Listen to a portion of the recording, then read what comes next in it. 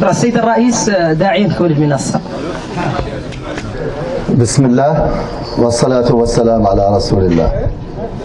اخوتي الكرام، انا باسمكم وباسم قيادة الحزب شاكرين الاخت الكريمة مديرة حملتنا الوطنية النائب مسعودة، واللي هي كانت اللي سابقت مديرة الحملة رئيسة اللجنة التحضيرية لانتخابات الحزب على مستوى 2023.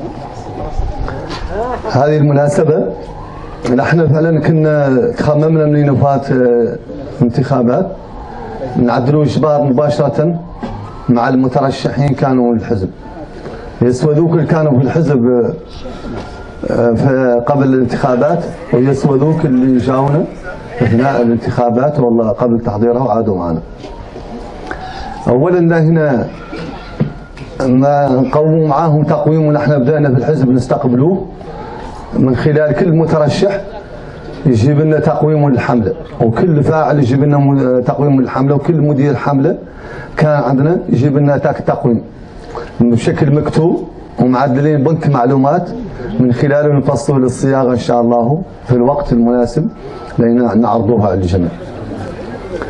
نحن قدامنا مسألة، نحن حزبنا التقويم المبدئي عندنا فعلا كنا متوقع النخبة الوطنية ومتوقعين نحن عن نتائج الانتخابات كانت يلا تعود شبه من ده. يا غير مولي دخلت مجموعة من العوامل ما أن عجالة عليها لقينا خلق اللي خلق اللي باركم، يا غير بعد اللي خلق يفخرنا مولي على الرغم من ذاك اللي خلق اللي انتم تعرفوه في شيء محسوس وفي شيء ملموس. هذه النتائج اللي جبرنا ما هي سهلة، اللي اللي حزب شبه بادئ ومعدوم الوسائل المادية ومعدوم الوسائل في النعرية من قبل ذيك وسائل الضغوط الثلاثة اللي مارست في الحملة الانتخابية. لأن النتائج اللي جاءت في الحملة نحن كنا فاقدينها ثلاثة وباغينها نفقدوها. كان فيها التأثير المباشر لبعض الأشخاص باسم السلطة يستغلوه ويأثروا فيه على الناخبين بالوعد وبالوعي، ونحن كنا في حزب الإصلاح لما عندنا. كمان كان تأثر فيها مولي شراء الذمم بالمال السياسي، وبالتالي حزب الإصلاح ما كان قمنا ذاك اللي حزب أطر ونخبة ولا أشر حد ولا نكفر الحد ولا نشان أحد. النقطة الثالثة عن مولي خارجين شمل الناس نشحوا في شمل الخطابات ما هي مشروعة استخدموها في الحملة، يسمى خطابات قبلية والله جهوية والله شرايحية، واكثر من ذلك بعض قاعد الفتاوي الدينية عن حد صوت له قد والله صوت المرشح كذا قد ينجح في الاخر. احنا كان ما عدلنا خطاب نقي منطلق من ثوابت بدعمنا لا مشروع البرنامج فخامة رئيس الجمهورية، وعندنا قوة إصلاح وداعمين حزب الإصلاح داعمين فخامة رئيس الجمهورية الاستقطاب قوة الإصلاح اللي هو هدفه الأساسي. وعندنا مولي فعلا ما أننا مشاملين مع قوة الفساد، وعندنا مولي نحمل مشروع متميز سياسي. وبالتالي هذه النتائج نحن خذنا الانتخابات واضح للنخبة الوطنية عندنا حزب سياسي عنده خطاب يميزه عن أحزاب الأغلبية التقليدية في طريقتها في العمل السياسي، ويميزه مولي عن الخطابات أحزاب الأفراد والعوائل والشرائح عندهم مادة تحمل خطاب. وهذا نحن فعلا وجودكم اليوم انتم اللي هون الحاضرين اللي تمثلوا بعضكم ما كان في الحزب أتأكدت لكم الحقيقة عن حزب الإصلاح ما هو حزب محمد طالبنا ولا هو حزب مسعودة ولا هو حزب أحمد اليوسف ولا الشيخ سديا ولا فلان ولا فلان. عنده حزب نخبة من الموريتاني مقرر أن يتعدل مشروع سياسي. وجاء هذا التحول اليوم اللي النتائج اللي فرصت انتخابات 2023 يعني مستوى المؤسسة الحزبية فرصت مجموعة من القضايا. احنا ما لنا ناكرين عنا كنا ندعو مولانا عنه يجعل أسبابنا من خير الأسباب وحزبنا من خير الأحزاب، وهذه خلقت به اللي اليوم نعتبره عن حزب الإصلاح بشكل موضوعي كجمعية سياسية ما هو محسوب عليه فرد ولا عائلة ولا رجل أعمال ولا حركة سياسية ولا قبيلة ولا جهة عنا من نشبه الأحزاب.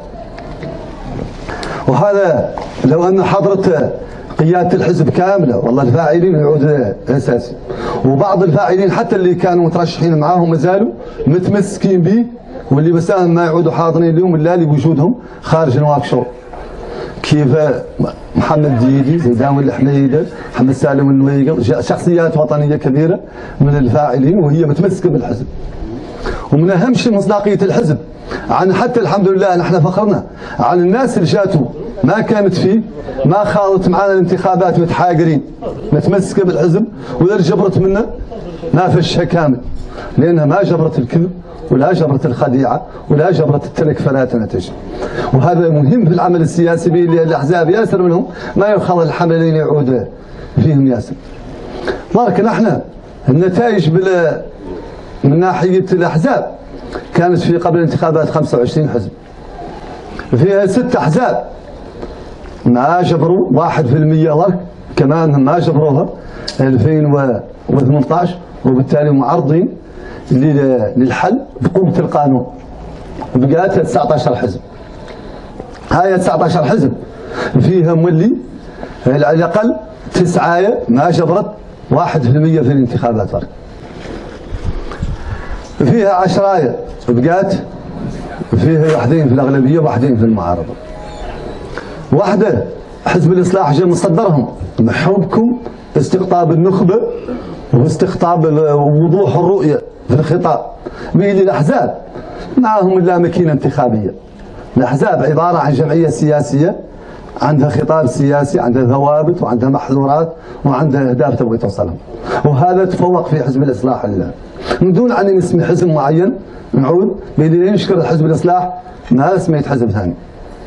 النتائج اللي حصلنا عليها على الرغم من ذاك اللي يعدلنا اللي نحن نعرفوه وانتم تعرفوه وتعرفوه موريتانيا كامله وتعرفوا ماي السني ونتائج وتطبيقاتها الالكترونيه اللي نشحوا بها الواقيج والاحزاب، هي اللي هي نسميها، اسمحوا لي نسميها بعد هي وحدها، اللي روايه معروفه عنها ظلمت الناس كامله. نحن حزبنا من خير الاحزاب. هذا المحسوس عندنا النخبه اللي قابله تبني حزب وتبنيه بمؤسسه وتشارك كامله بناء بفضلتها وبجهدها وبقوتها. بالنسبه للنتائج الانتخابيه نحن هم الثالث على مستوى العمد بعد الانصاف والدي بي، فوق تواصل عندهم 7 عمد، نحن عندنا 10. من ناحيه المستشارين البلديين احنا عندنا 200، احنا هم الرابع على المستوى الوطني بعد الانصاف والدي بي وتواصل، عندنا 227 مستشار. ومن ناحيه النواب نحن هم الخامس على المستوى الوطني، عندنا 6 نواب. أرانا كنا متوقعين ومتوقعتها السنين ومتوقعين القوة أن كنا يلا نعود بشكل موضوعي عند 20 نائب. اللي نعرفوا نتائجنا فيها، نعرفونها كانت واخرة ولا هي مبالغة ولا هي تمني، نعرفوها. يا غير اللي نحن اليوم اللي نخرصوا لقدام. اليوم الحزب اجبر 5.7% من النتائج العامة اللي تنحسب بها الأحزاب، وهذا من ناحية الاحتساب عند التمويل الأحزاب لا يعود هو الثالث والله الرابع بعد الإنصاف والدي وتواصل. هذا النتائج فرصت عن اللي كانت أحزاب مهمة وطنية في 30 سنة عقب 20 يوليو 91 دستورها نحن لنا فوقها بياسر، وأحزاب اللي عندها قوة دعم قوية جاينا فوقها. هذا من الخلاف. اليوم بالنسبة لنظرتنا للمستقبل عندنا كاع ما نقع نعود ان شاء الله بيكم انتم وبقوه مشروعنا وبوضوح رؤيتنا، ما نقع نعود نتفاهم مع حد بينا مثلنا النتائج اللي نحقق. نحن قررنا عن بين عزه بناء المؤسسه الحزبيه، قلنا عن الاجتماع ما عدلناه معاكم مباشره بعد الانتخابات به اللي ما زالت الناس منفعله وما زال بعضها نظرته متهيشه وما زلنا احنا نختار الناس لين نتكلموا بعيدين نجاوبوا ما اعطينا منفعلين. كنا فاترهم وجاتهم اللي اكراهات في بلاد البرلمان والطعون، واذا كامل تم الله ما هو عاطي نفس لين الاسبوع الماضي انقضت الدوره البرلمانيه، وكانت اللي رئيسه الحمله عندها مشاغل بحكم عملها الدولي في البرلمان الافريقي اللي جات لها خلال الاسبوع هذا. وقررت هذه اللقاء بكم. معناها أن أخرناها تحت إكراهات تنظيمية، غير ملي نشتغلوا بشكل موازي من أجل اللقاء بكم والتحضير دمجكم. للعود داغر شهر عندنا اجتماع المكتب السياسي للحزب، وقررنا عن إن شاء الله لا هنا نعدلوا صيغة قانونية ما هي مؤتمر بمفهوم العادي اللي يجونا المناديب ونعدلوا مؤتمر للحزب تشي، غير عاطينا النظام الأساسي للحزب صيغة قانونية عن اجتماع المجلس الوطني والمكتب السياسي من يجمعوا يعودوا هما عليه هيئة في الحزب، وبالتالي قد يعدلوا ياسر منها، يغيروا النصوص ويغيروا القيادة ويغيروا ياسر. وها من إن شاء الله جمعوا ليها وقرروا عنها تعدل، وعدلنا لجنة تحضيرية على مستوى تحيين هيئات الحزب في المجلس الوطني والمكتب السياسي نعرفوا واللي منهم مستوى فاعل كان معنا في الحملة، به اللي بغينا نحن داخل الحزب ياسر من الاسماء الجميلة وكنا